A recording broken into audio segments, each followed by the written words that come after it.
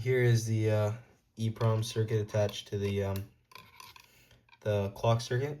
So as this oscillates, this circuits through its each address from 0 to 4. But so let's explain how this works. So as stated in the previous video, the program counter is counting the oscillations here, and it's on these output pins. So the first output pin goes to address 0, and then the last output pin, address 4, the other one's in between.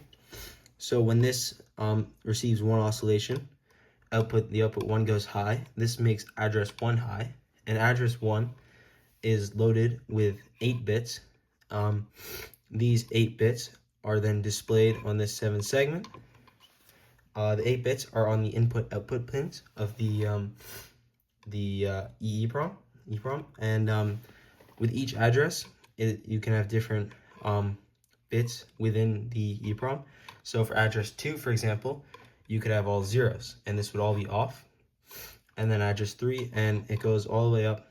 There are 10 address pins, so there are many possible combinations of what you can have here. So you can also have address 1 and address 0 on at the same time, and that's its own separate bytes. So now I will show the EEPROM burner circuit. So this circuit utilizes the two double function pins, the input-output pins, which when the output enable and write pin are controlled, can display. So right now is on output enable mode, but if this pin was low and this pin was connected to the Arduino, then the EEPROM would be able to accept data on its output pins, which are now input pins.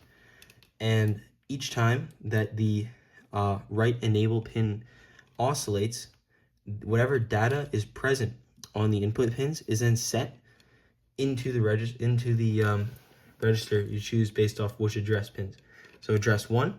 Now if I select address 1, then and I pulse the write enable, and let's have a 1 on input pin 1, and everyone else is 0. Then the data on this EEPROM is 1 0 0 0 0 0, and that can be done for each address on this EEPROM. Lastly, I will show the EEPROM in the CHUMP circuit. So here's the program counter previously built. So as you can see, the program ROM, which holds the program, is now connected to the program counter.